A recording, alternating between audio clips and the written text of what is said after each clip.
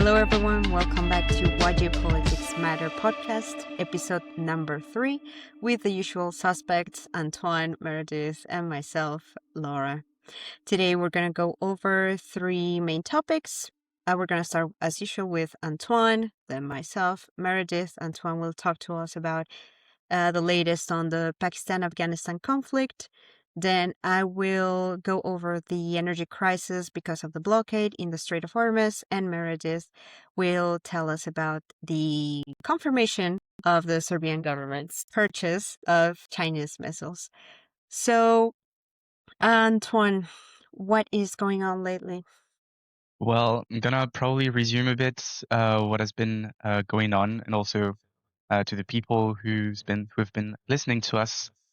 Pakistan led in the past week what they call strikes and strategic military sites in Kabul and also in the eastern province of Nangarhar in Afghanistan. At the same time, the Taliban government denounced strikes in a hospital in Kabul and declared 400 people killed during this attack. It's the latest report, so it's probably going to evolve as well in the coming days. And if you've listened to us during the second episode of the podcast, which I advise you to listen to, we're exactly where I saw the conflict going. So the roots of the tensions between the two countries are complex. Islamabad seems to be fighting a war against Taliban terrorists that find a refuge in Afghanistan. So in a way, they're fighting their own war on terror against Afghanistan Talibans. And the Pakistani discourse on the past strike is quite clear. It strikes first to prevent and disrupt potential attacks on its own territory. It's been quite largely impacted by the Taliban terrorist groups within Pakistan. But what we can see here is a serious intensification of the conflict, and sadly, the local population in both sides are at risk. There's already thousands of refugees that are reported, and even though China moved forward to mediate tensions between the two countries, seems unlikely to see the tensions decreasing in the coming weeks. So, yeah, once again, there's like huge backgrounds of tensions between the two countries that lead to this now increase of tensions between both Islamabad and Kabul. To be very honest, it's very sad for the local population. There's already thousands of refugees, but it's probably going to grow as well in the coming weeks. And there's a risk that the Taliban government might retaliate as well against Islamabad. So that's what's been going on in the past week in the region. Mhm. There has also been a short ceasefire agreed, if I'm not mistaken. It's the Muslim holiday of Eid, which is the same thing was supposed to happen in Iran, but clearly nobody is following that. Nobody tried any kind of ceasefire there with that, including on Lebanon. But for the most part, yes, there is a ceasefire that's going on right now. Because they are two majority Muslim countries who do share a very healthy historical background. The area that is in contest is over the federally administered tribal area. This is along the Durand line border between Pakistan and Afghanistan. This is an area where they had a lot of leeway. It was an autonomous zone that people could go back and forth over the border.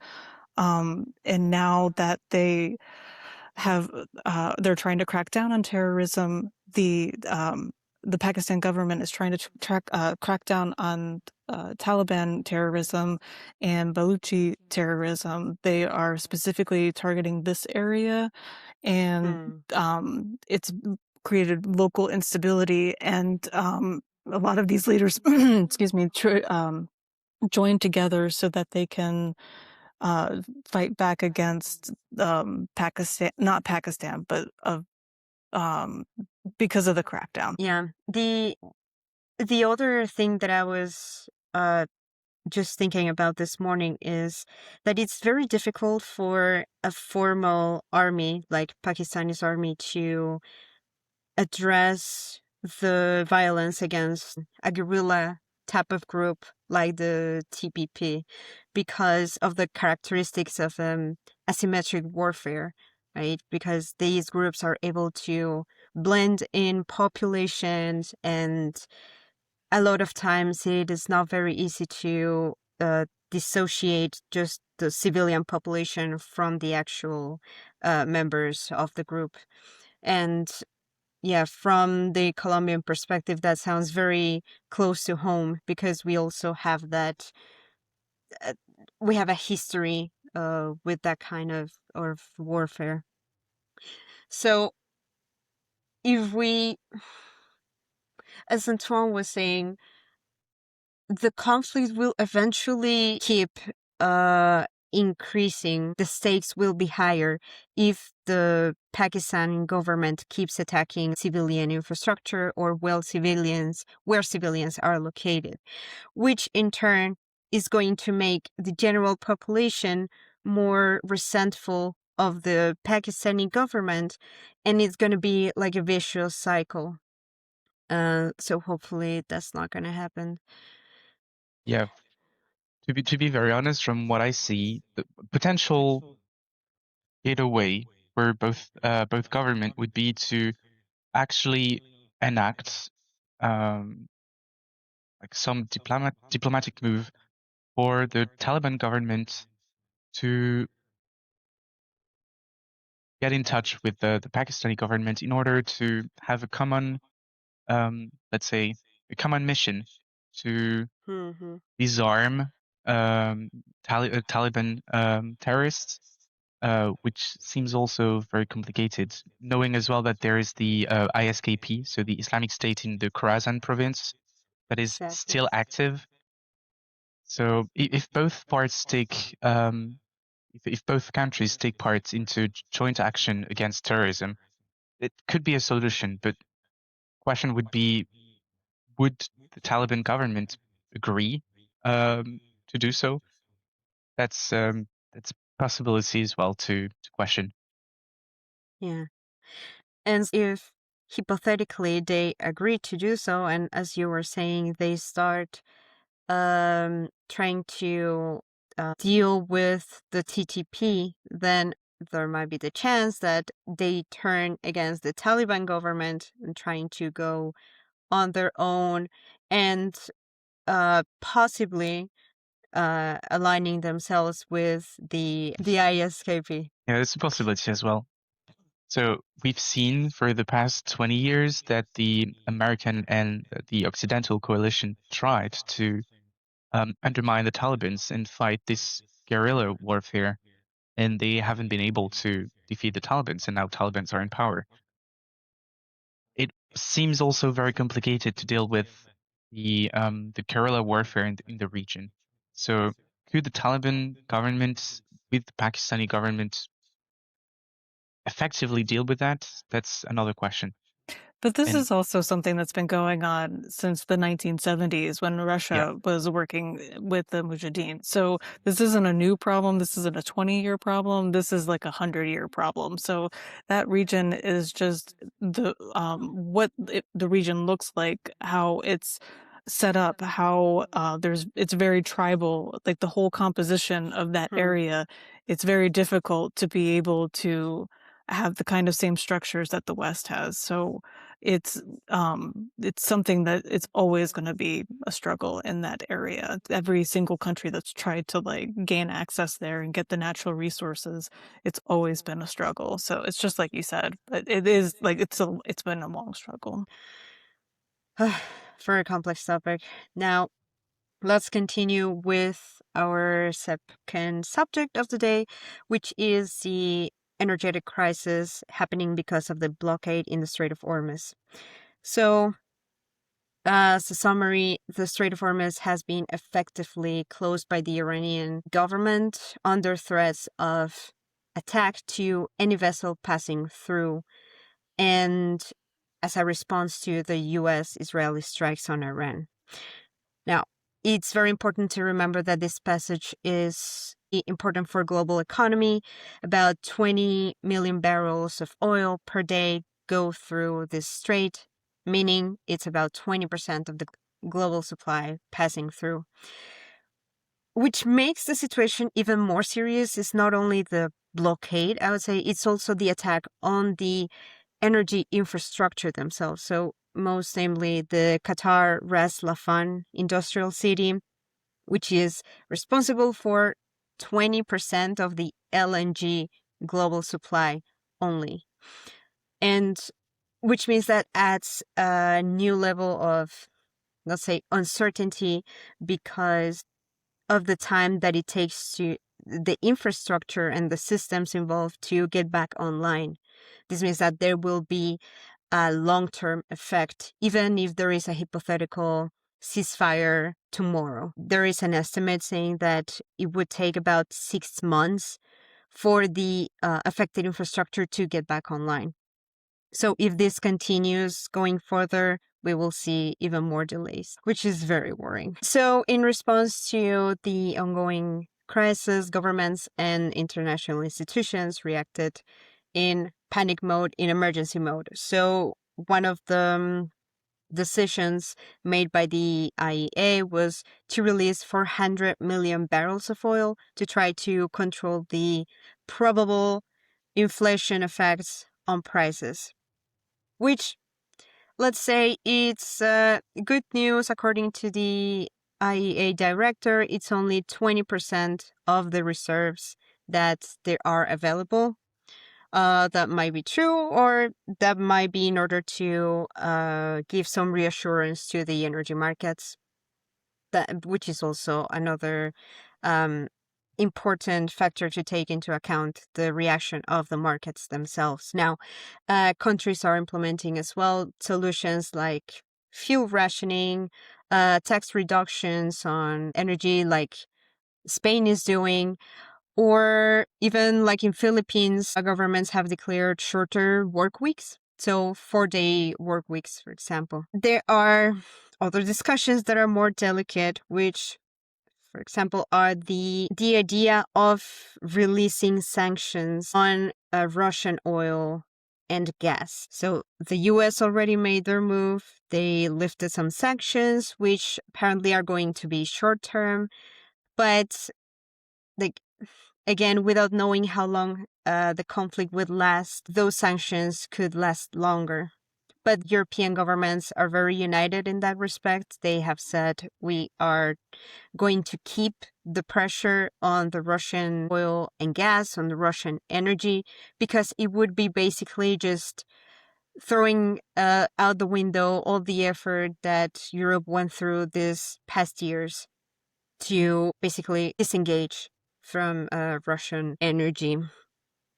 And I guess that is one of the most important questions. So what do you guys think? Do you think that if the conflict continues going longer, we might see governments more leaning to lift sanctions? I don't think so personally, but what do you guys think? I think on a European perspective, it's rather, it's not very probable that the European governments will ease the sanctions on Russia. It's Hmm. been 4 years now that the war has gone on, so it's very less likely to happen. Yeah. But at the same time, I know that, for example, France has been still getting some of its uranium from Russia. There's been some activists from Greenpeace who conducted some operations in northern France against these transactions. So it's also something that has to be taken into account. There's some undergoing ways for European countries to get access to some energy, and even though it won't come from the Strait of Hormuz, there will be other ways to get it somewhere else. Um, Probably not from Russia, but there's also the possibility of countries in from the Caucasus, for example, that is still very critical. So yeah, definitely Yeah. not Russia for European countries, but possibilities exist. Yeah, the head of the IEA has held conversations with countries like Norway, Brazil, Canada to try and put some effort in oil and gas production so that, yeah, there's more coverage of the demand needed. Now, there is another, let's say, fear in the energy market, which is that Asian countries depend a lot on the oil and gas coming from the Middle East. And if with the reduction of the supply, then we will be in a kind of a contest between Asian countries and European countries trying to bid for the energy available in the market. So that would mean higher costs, or like who can pay more for energy, because that's eventually how energy markets work, right? Because it's a market itself. So whoever offers more, you're gonna get your oil or your gas most likely. Today, well, I was reading this morning about the response from the Trump administration. They issued an ultimatum that was warning that U.S. forces would obliterate Iran power plants if the country didn't open the strait within 48 hours. The Iranian officials appeared to respond with their own warning and threatened to target U.S. and allied energy assets in the region if their facilities were attacked. Israel was attacked. I can't remember the name of the city, but it seems that they did extensive damage as there was not any way for their defenses to go up in time. I thought that would be interesting note to point out, but I also wanted to follow up that there is a lot of LNG that's coming out of the United States. The U.S. has also lifted sanctions oil in Venezuela, so that it would go through a U.S. bank account, but certain countries are blocked. China was one of them.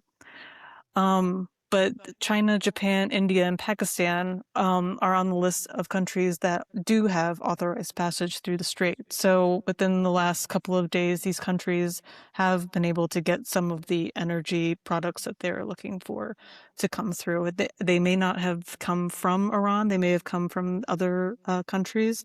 But it is important to say that a lot of the Japan and India mainly have been trying to thread the line between keeping both sides happy with Iran and the US. Yeah. Thanks for the note, Meredith. Now I think we can continue to our last topic. So take it over, Meredith. So Serbia is not a NATO country. It's a NATO partner, which is very important to point out. So they're very European Union friendly. They are trying to join the Union. They haven't met all of their criteria, but the recent weeks there has been a leak of photos where the country has purchased Chinese CM-400 AKG air-to-surface ballistic missiles for its Air Force, and they are striving to balance the partnership with NATO, and they have aspirations to join the European Union with its because they have a lot of cultural, ethnic, and political alliances. But there's also the other side where they are very close to Russia and they have strategic ties with China, who happens to be a major investor.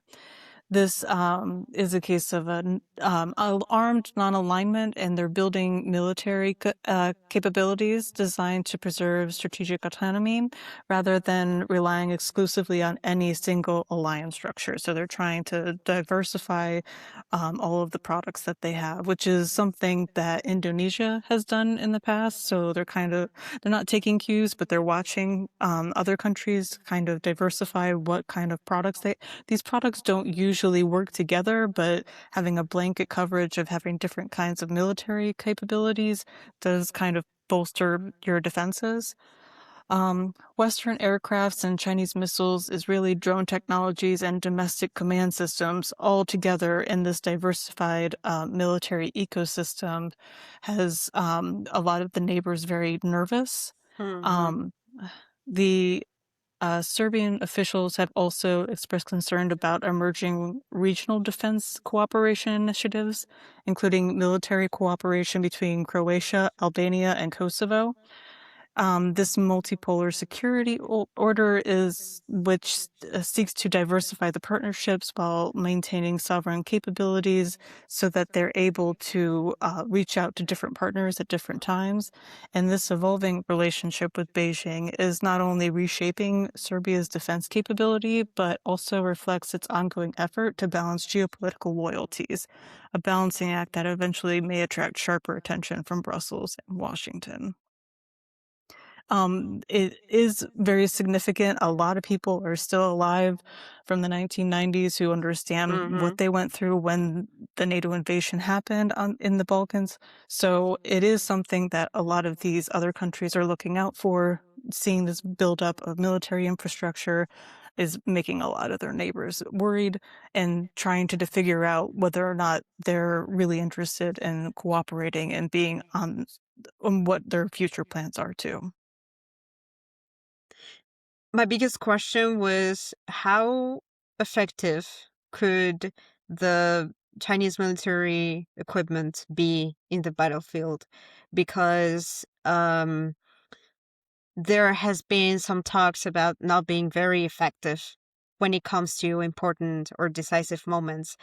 Like other Chinese equipment has been used in last year, actually, in the Pakistan and Afghanistan conflict. Like defense systems don't work quite well. Iran has also gotten components for their defense systems from China. Maybe not the finalized product, but yes, several components from them. And we have seen that with the recent strikes, they don't work quite well. Uh-huh. So my take is that on paper, it adds more weight to Serbia's capabilities, but if a conflict took place, it might not be as efficient as the government would like them to be. Yeah, and they did do some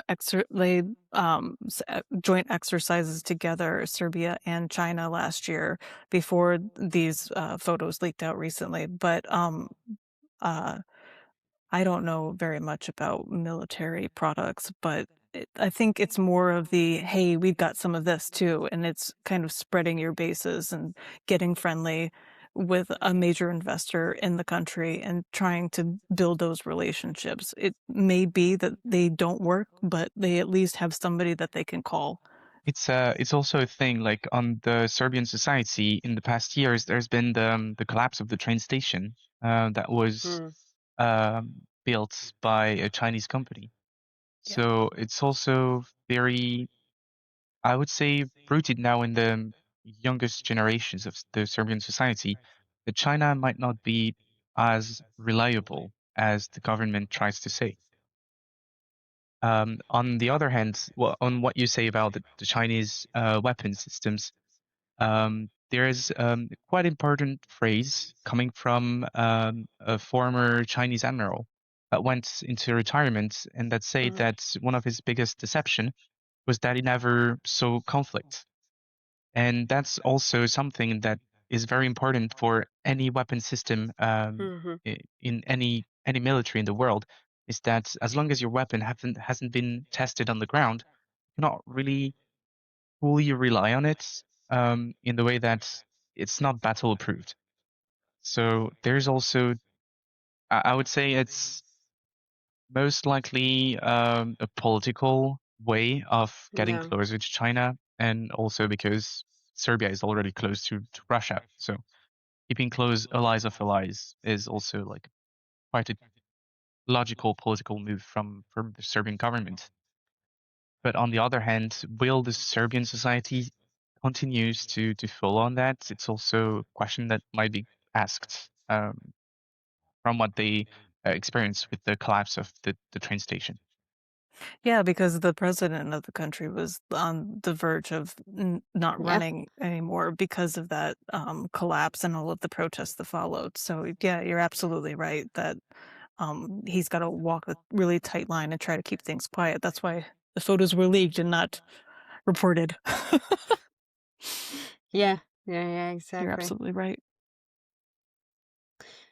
There was an interview of the Serbian president from back in January when the tensions in Iran were escalating, and he said that basically he felt like, as we all do, the international arena is quite unstable at the moment. So you could argue that he feels that arming the country or preparing for whatever comes next is a completely valid idea. So, yeah, I think that feeling will go throughout the world for different countries and governments, even the public themselves. Yeah.